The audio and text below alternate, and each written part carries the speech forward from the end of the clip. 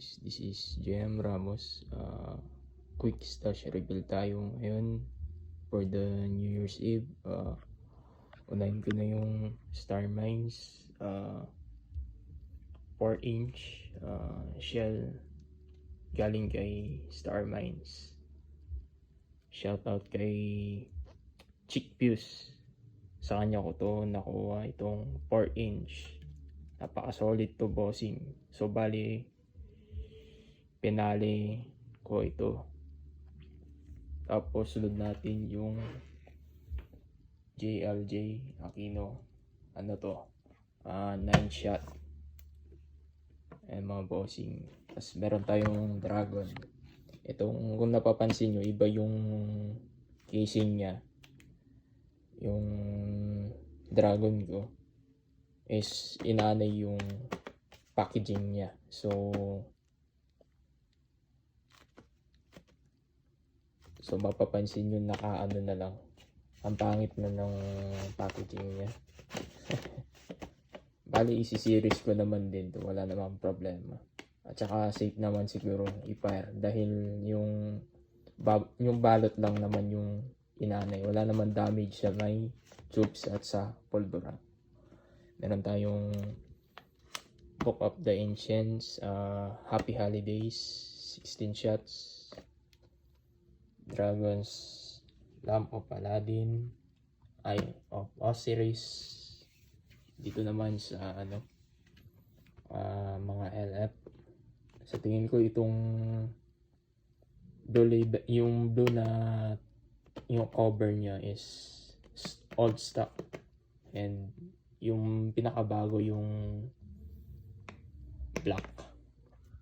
Ayun, meron tayong Poseidon, merong Andromeda. Ito boss, ano lang din to, Star Destroyer. So bali sabay ko silang ipa-fire. Meron din tayong Hermes. Na-miss ko to mga bossing. Tapos meron tayong bago ngayon, Dragons Aerial Symphony Coco. Napaka-solid nito, bossing. So bali isasabay ko siya sa Star Destroyer at ito. Tapos meron naman tayong mga shells. Ito, bossing, galing kay kay Eagle Fireworks. Ewan ko kung ano epekto. Parang tap yata ang tawag nila dito. Kumuha ko ng 4. And mga bossing. Tsaka may triple shooter pala tayo. Hindi na mention. Tapos meron pa din. Hinihintay ko lang yung dalawa kong paper tube dahil nag-DIY na ako. Tapos meron tayong cracker. Bawas na to, bossing. Pangtanggal lang ng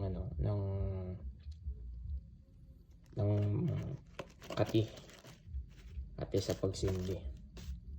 Tapos mga baby rocket para sa mga bata. Ito lang fountain ko, mga bossing. Since busy tsaka tinatabad na rin magsindi, ito lang yung fountain ko. Ang tawag dito, Dragon Sport Charm Fountains. Ito lang yung stash ko ngayon for the incoming 2024. At gagamitan ko siya ng firing system na 12Q.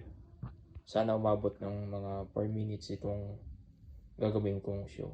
Hanggang dito na lamang. Kita-kits sa susunod na video. Bye bye.